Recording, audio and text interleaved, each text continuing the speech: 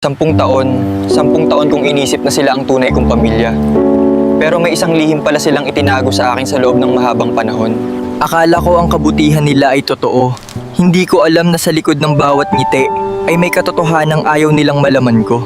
Carlo, ikaw ay matalino at masipag. Huwag kang mag-alala. Tutulungan kitang paunlarin ng iyong buhay balang araw. Maraming salamat po, Tio Ruben. Ibibigay ko po ang buong makangaya ko para sa... Heto po ang pera galing sa aking trabaho. Itabi niyo po ito para sa kinabukasan ko gaya ng pangako niyo. Mabuti yan, anak.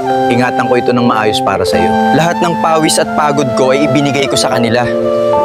Bawat sentimo ay pinaghirapan ko para sa aking pangarap. Bakit tuwing itatanong ko ang tungkol sa ipon ko, laging may dahilan sila? Parang ayaw nilang pag-usapan ng bagay na yon.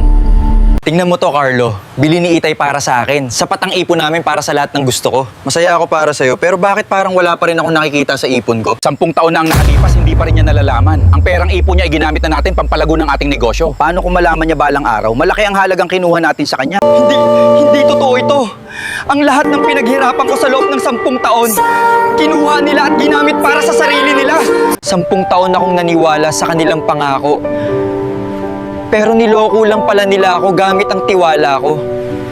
Tia Nena, sabihin niyo po sa akin ng totoo, saan napunta ang lahat ng perang ipinagkatiwala ko sa inyo? Patawad, Carlo. Matagal ko na itong gustong sabihin pero natatakot ako sa asawa ko. Nang magsimula kaming magnegosyo, kinailangan namin ng puhunan.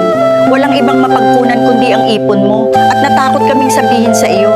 Kaya pala 10 taon nila itong itinago.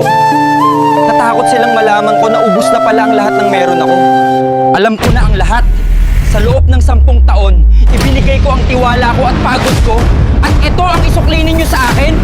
Carlo, pakinggan mo muna ako. Hindi namin sinasadya.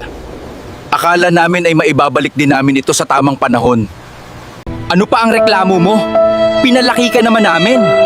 Maliit na bagay lang yon kumpara sa kabutihang ipinakita namin sa iyo. Ang kabutihan ay hindi ibinebenta kapalit ng pagnanakaw. Ang tiwalang ibinigay ko ay mas mahalaga kaysa sa anumang halaga ng pera. Heto ang patunay ng bawat halaga. 10 taon kong iniipon ito para sa kinabukasan ko, at kinuha ninyo ng palihim. Tama ka, Carlo. Nagkamali kami. Natakot kaming aminin ang kasalanan namin sa loob ng mahabang panahon. Patawarin mo kami. Babawi kami sa iyo.